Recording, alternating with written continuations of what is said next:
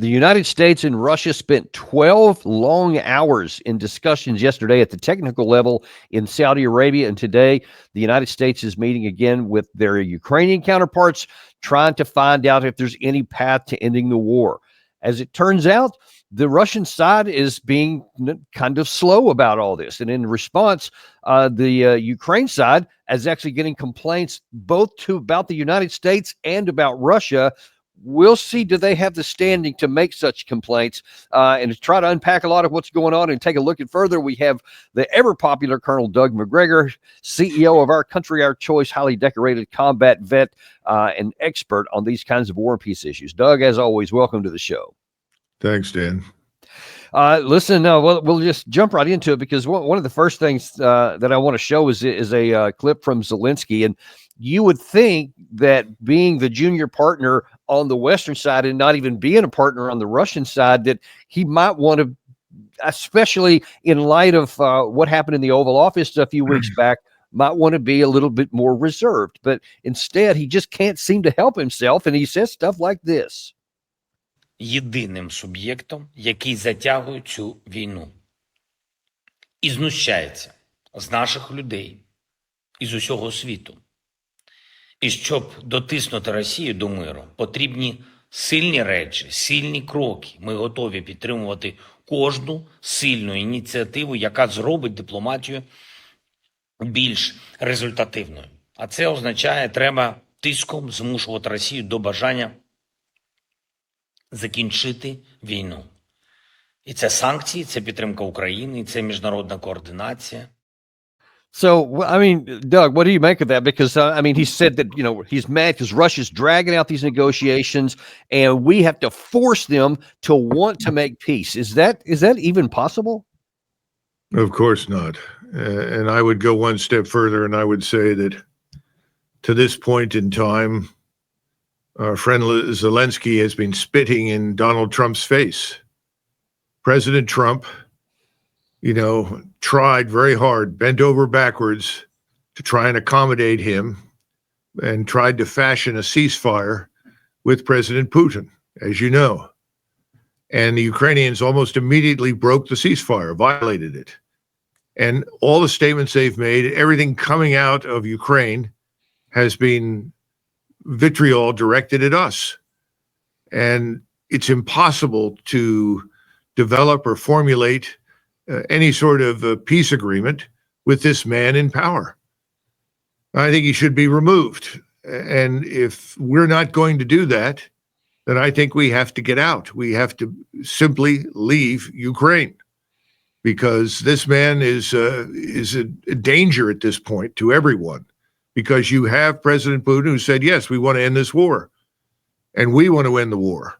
And you have these irresponsible actors in London and Paris who think that somehow or another, by threatening to go it alone, that we can be goaded into supporting them. That's absurd. Any European that tries to move European forces into Western Ukraine is going to fail because they can't do anything without us. So the whole idea is appalling. Zelensky is appalling. President Trump needs to pull the plug on this man. You mentioned that he has been spitting in Trump's face for a while. You may recall it was some number of months back. It may have been just after Trump had assumed power, and Zelensky is complaining that Trump is being manipulated by Putin, which of course harkened back to the whole issue of the Russiagate and all the charges that went with that. So it didn't sit well with the president. Well, turns out he's done it again. And this is from the Ukraine media from today. He's actually complaining that Russia has managed to influence some in the White House. Zelensky tells Time magazine, and they had that big spread on him. I think the third one they've had during the war, which is not a very attractive portrait of him, I would say. But it stuns me that you're going to tell Time magazine again, especially in light of what's already happened twice.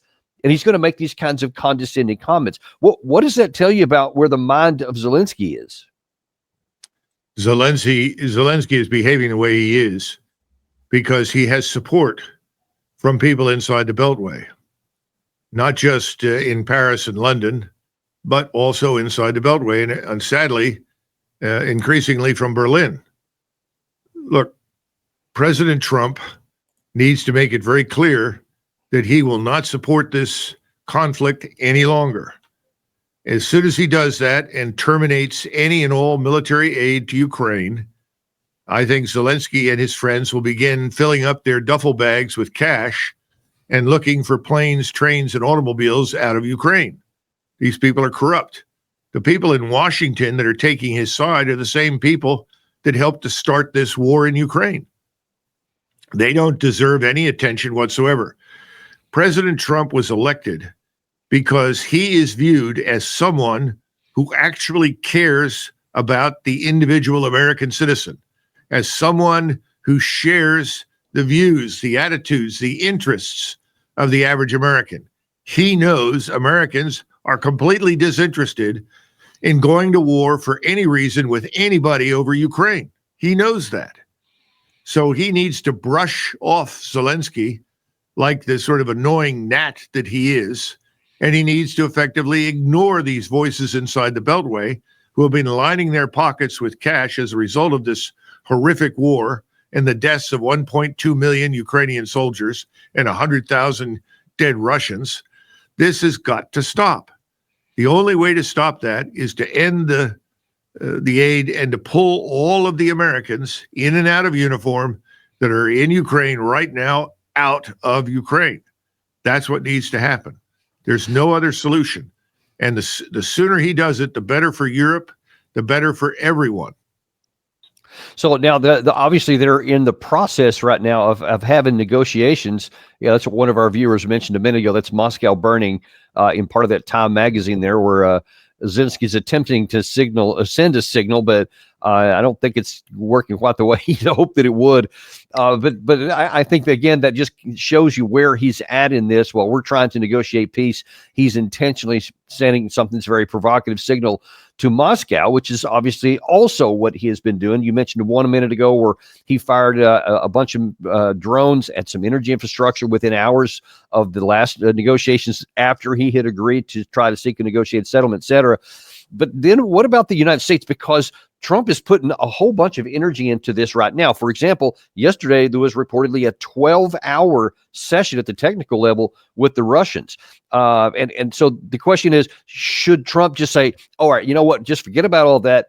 We're going to do what Doug McGregor just said. How does he uncouple from what he's been doing? Well, first and foremost, President Trump's strategic objective is to normalize relations with Russia. That's very important. You know, that's something that he wanted to do during his first term, was unable to do it. Now is his opportunity.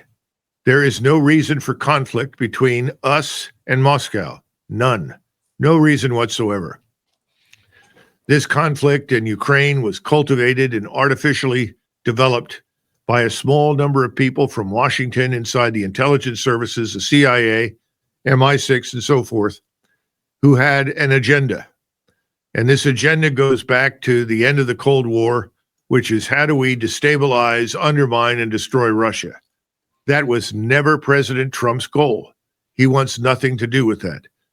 That has to be kept in mind. And his number one goal, which is normalization of relations with Russia, should be the all-overarching, all-encompassing objective. Whatever else happens shrinks to insignificance next to that. Secondly, I'm sure the Russians have sorted through in great detail what they want to keep, what they're willing to give up, and what they want Ukraine to look like after the war is over. We've never really made that clear.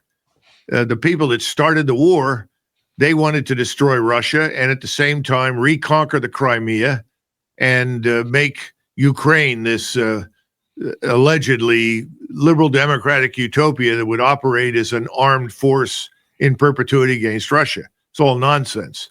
That's all failed. So we have to look at what the Russians say they need and say they want, because the Russians live there. They live next to Ukraine. We do not.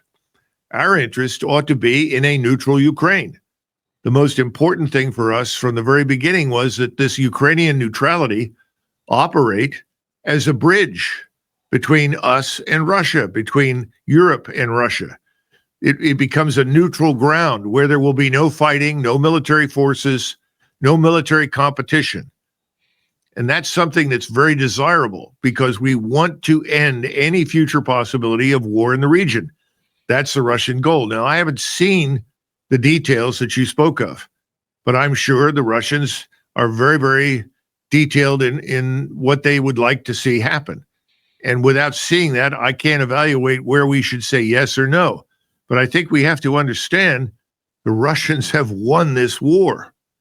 And if you're going to tell the Russians no, you have to go back to square one. We're not going to do business with you. The Russians will cross the river and move west. I suspect they'll move to Odessa and they'll move into Kiev. And now at that point, they'll probably stop and there'll be a resumption of movement further west until, if necessary, they've gone all that distance in order to guarantee there is no threat to them inside Ukraine. That's not what they want to do. That's what they will do. We need to understand that. And saying that they can't do that or they're not strong enough, that's a lot of nonsense. Hopefully, we've learned by now, Dan, Russia is quite capable of doing what it says. Yeah, well, we'll have to see if they demonstrate that on the ground. We see the potential out there, but I honestly thought they would have done it many months ago. Because the weakened side of the Ukraine, but it appears that, and I've seen a lot of this on some Russian media and Telegram channels, that there's a lot of frustration on the Russian military side. Is the same thing as you and I've thought. They also think, and of course, according to these guys, they see that they have the capacity and they wonder why it's not being employed, while they're still saying after this basically platoon and squad size nibbling on the edges to continue to moving forward, as opposed to, big arrow kind of movements, which they haven't even attempted. Well, Dan, what we need to keep in mind is that without us, the Europeans can do nothing. They don't have the command and control structure. They don't have the space-based intelligence, surveillance, reconnaissance assets. They cannot move their forces into Western Ukraine and present any formidable obstacle to Russian military power without us. I don't think they could do it with us either, though, on the ground. Well, that may be true, but from our standpoint, that's an easy solution. Yeah. You tell London and Paris, if you're that stupid and this is what you want to do, bear in mind, we're not going. And you get us out of Ukraine. And at the end of the day, the Russians who live there, the Russians who own the terrain, the Russians who have historically dominated that part of the world for hundreds of years, are going to do so in the future. We need to come to terms with that. That's not a bad thing necessarily for us by any means. And it doesn't have to be a bad thing for Europeans if what remains of Ukraine when the war is over is neutral. And right. that has to be driven across again and again and again. Absolutely. That's without question, taking the emotions out of it. That is the best thing at this stage for everybody. The best thing would have been just to apply the Minsk agreements before, and Ukraine would still exist minus Crimea to this day, but we won't relitigate all that. This is where we are now, and we have to deal with what it is. Conversely, after this 12-hour session, and remember, this whole negotiating period started when President Trump got on the phone with Putin. Trump tried to get Putin to have a 30-day full ceasefire. He said, well, I'll do an energy and a Black Sea limited ceasefire for 30 days, and then we'll see what happens from there. So coming out of this 12 hours from yesterday, Lavrov said this as an update of kind of where the Russians are on those 2 points. We are ready to consider agreeing not to harm the energy infrastructure. We are in favor of resuming in a more acceptable form of the Black Sea Initiative. The Black Sea Initiative as a priority was discussed in Riyadh, and our position is simple. We're not going to take anyone's word. We're not going to take that man's word. And so he didn't just go into any more detail of what he meant by that, other than saying categorically what President Putin said he wanted and agreed to with Trump. He said they're still willing to do that, but we're not going to just take anyone's word for it. What do you think that's going to translate to on those two topics of the energy infrastructure and the Black Sea deal? I think President Putin and Foreign Minister Lavrov will continue to be polite and do what they can to accommodate President Trump, because I think they know that he's sincere and wants to end this conflict. But I also think they are not convinced that he can do that because of all the other actors on the stage right now in the West, here in Washington, as well as in Western Europe. And so I think the Russians will press forward and secure their objectives in this war: the denazification, demilitarization of Ukraine, and the neutralization of the future state. They will do whatever is necessary to achieve those outcomes. If that means crossing the Dnieper and going down to Odessa, they'll do that. Keep in mind that their concern about the Black Sea is very obvious. The Ukrainians were told that they could export grain, and that was fine. But then they tried to use the ships that exported grain when they came back to carry weapons, and that was unacceptable. So the Russians have been down this road before. And again, I think they want to accommodate President Trump because they, under no circumstances, want to go to war with us at all. No one does. There's no reason for any war in that region of the world at all. And they know that. We know that, I think. I think President Trump certainly does. But they're going to be skeptical. And so while they will listen and they will be polite and they will try to accommodate us, they will still press ahead and do what they think is necessary on the ground to secure their interests.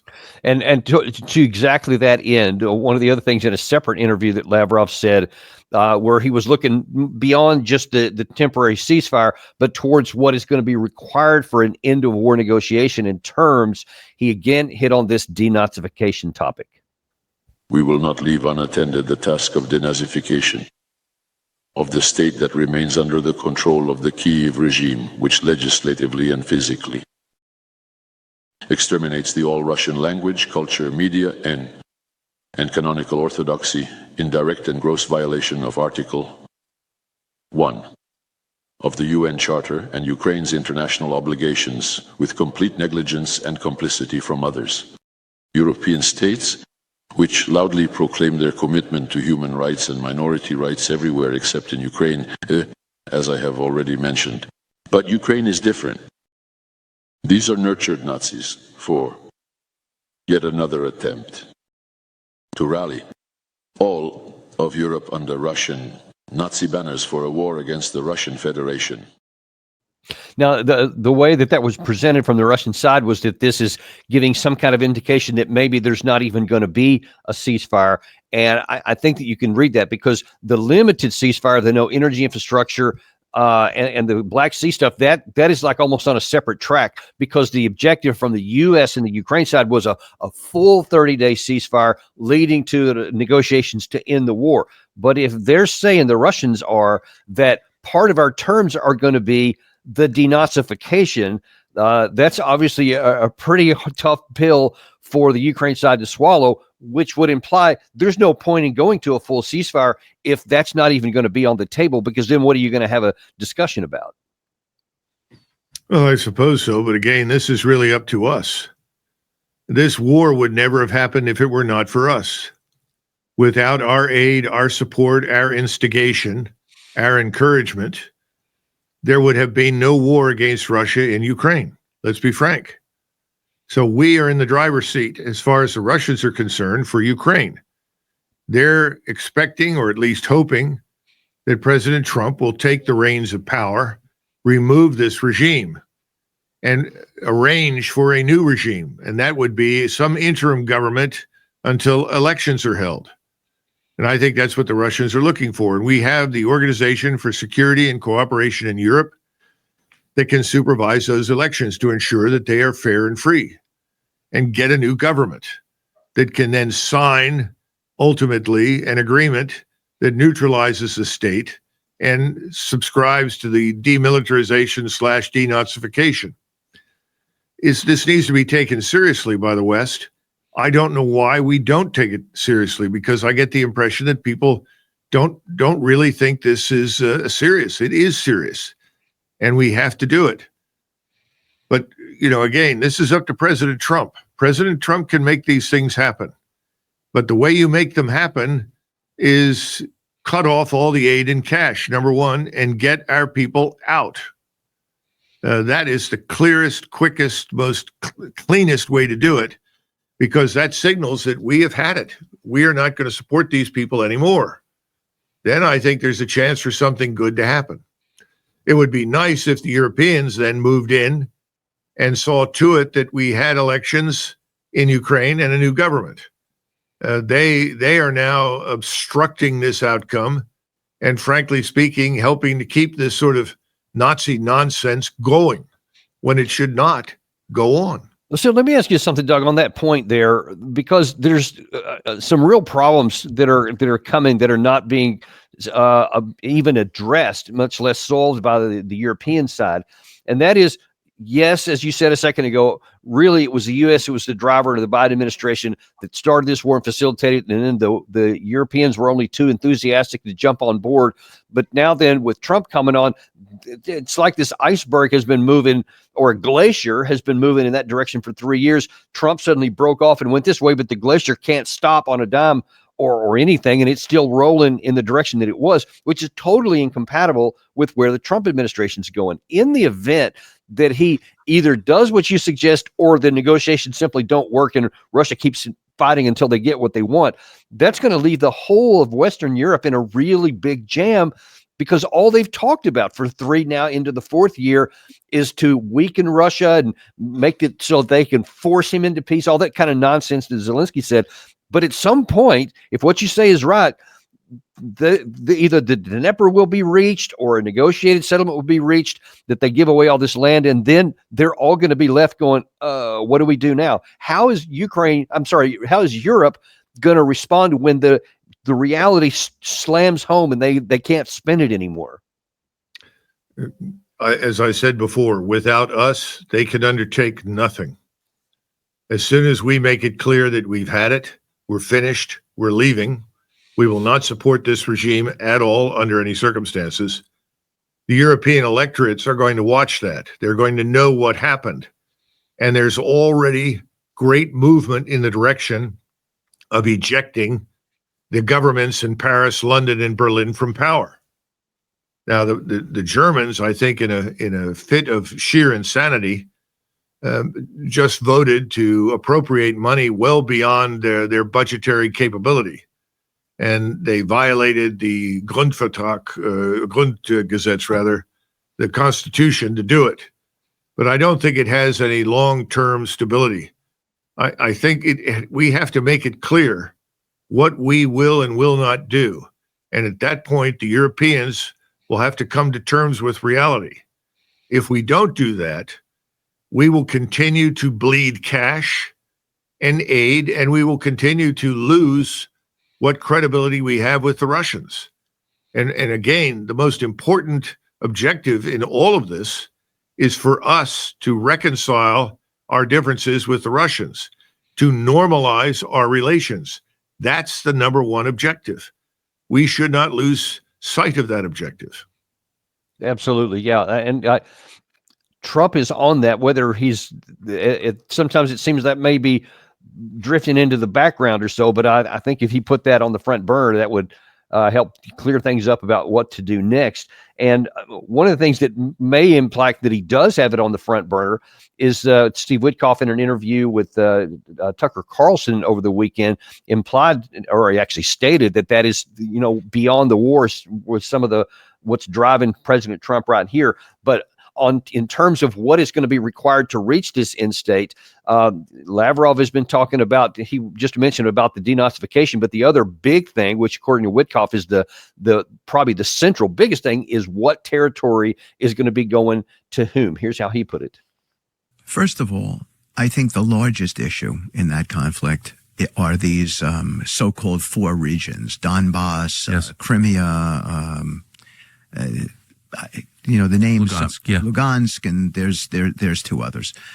They're Russian speaking.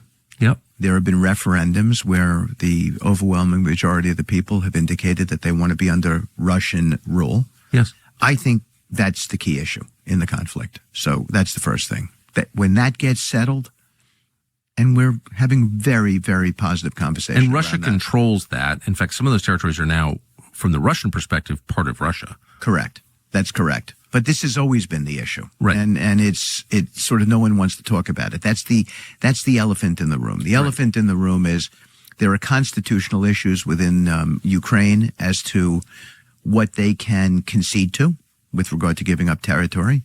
The Russians are de facto in control of these territories. Yes. The question is, will they be? Will the world acknowledge that those are Russian territories? Will it end up?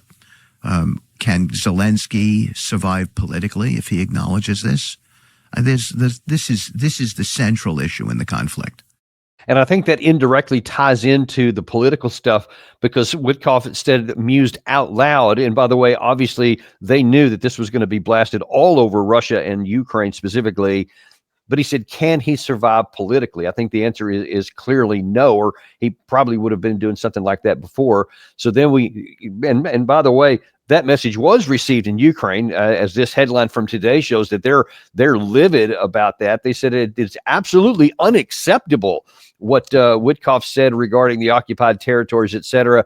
But that wasn't a slip of the tongue. That was a planned situation. So what do you think that the messages are from Witkoff? And then I guess really what do you expect is going to happen in the near term on those territories? The last time I looked, Secretary Rubio is Secretary of State, not Mr. Witkoff. Mr. Witkoff has no authority, no standing, and he is yet expressing opinions and discussing terms that, frankly, should not be discussed in public. I hate to be blunt, but that's not his job. He's not appointed as an ambassador. He's not a Secretary of State. He's simply the president's friend, and that's fine. But I don't think the things that he is saying carry the same weight as they would if the Secretary of State said them. Now, why am I pointing that out? Very simply, you asked before, why isn't President Trump moving decisively to do some of these things that we discussed? Who are the people that he's appointed to his cabinet? Who are the people on his National Security Council staff? Who is his national security advisor? Who is the Secretary of Defense? Who is the Director of Central Intelligence? Where do these people fit in? You know, when Putin sent a team to visit with us and discuss the first time around in Saudi Arabia what they wanted to achieve, the head of the State Security Service was in the group. And you had someone who was, for all intents and purposes, the equivalent of Mr. Lutnick, the Secretary of Commerce. What I'm trying to get across is this is not a coherent policy. This is not a coherent strategy. There's nothing wrong with what Mr. Witkoff said, and I'm sure he's telling you the truth. It's not the whole picture because there's something else here that was missing entirely from his statement, which is very important to Moscow. Moscow does not want to refight this war in 5 or 10 years. In other words, setting aside whatever the territorial arrangement turns out to be, what about Ukraine itself? Is it truly going to be neutral? And what are the definitions of that neutrality? I've often talked about the Austrian state treaty as a model. I think that's a good model. But that's part of denazification, demilitarization, the elimination effectively of the Zelensky regime. Where do we stand on that? And President Trump is the man with the authority, the power, and the influence to remove Zelensky and his regime. They need to go. He also needs to look carefully at who is in the State Department, the Department of Defense, and on the National Security Council staff and council before he goes back to the Russians, because there are lots of people there that have strongly supported this fiasco in Ukraine. Now, being political animals, they tend to blow with the wind. Lots of people in Washington are windsocks, but that's not very convincing for the Russians, Dan. They're not sure they can believe what we're saying or trust what we're saying. That is effectively what Foreign Minister Lavrov said. So, given all that, if you're looking at it from the Russian perspective for a second, and all the things you just said, it seems to me like the only plausible, the most likely course of action, I guess, is the expectation that because there's a convoluted and lack of a clear strategic objective, that they'll just keep fighting until they end up taking on the ground what they want to take. I mean, it seems to me that maybe to a degree, hard to believe these words are coming out of my mouth, Zelensky may be right that the Russians are dragging out these talks, even for the limited ceasefire, because they don't believe they're going to go anywhere anyway. And instead of trusting us, they're just going to take it on the ground. How do you see it? Well, I don't believe anything that Zelensky says, and I don't think you should take anything he says seriously. He's trying to shift blame for the absence of any ceasefire or any agreement on the Russians. The Russians, frankly, are not the problem. He is. The Russians are not spitting in our face. The Russians are not lying to us. Zelensky has lied to us, and Zelensky spits in our face. So let's get that straight. That's something President Trump needs to understand. If we want this war to end, I've outlined what needs to be done. And I think President Trump can do that. It's very clear that what Ukraine looked like 3+ years ago and what it looks like today are not the same and will not be the same. That's very clear. Beyond that, I think there's a lot of room for negotiation, provided we're looking at a neutral state. And that means a different government. Do you think that we could have accommodated in World War II a new government in Vienna at the end of the war that included Hitler? Of course not. And neither will the Russians. So my point is, let's get with the program and understand what's really required to end this war. And I think that's not an opportunity to grandstand and pretend that we imposed peace, that we are the instrument of justice. I think what we need to do is simply say, this has been a terrible mistake, a terrible war. We want to end it. We're going to work with President Putin to do that. And we're going to work with a new government in Kiev. And we're going to ask our European allies to assist us with that progress.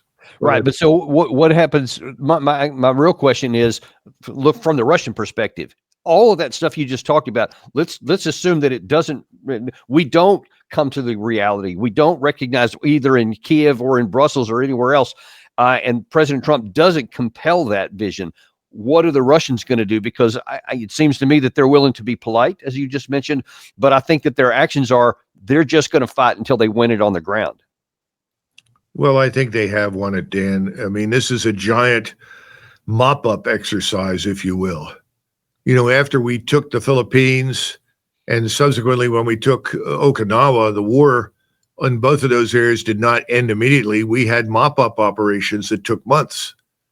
So I think that's what the Russians are resigned to, mopping up, and that's what they'll do.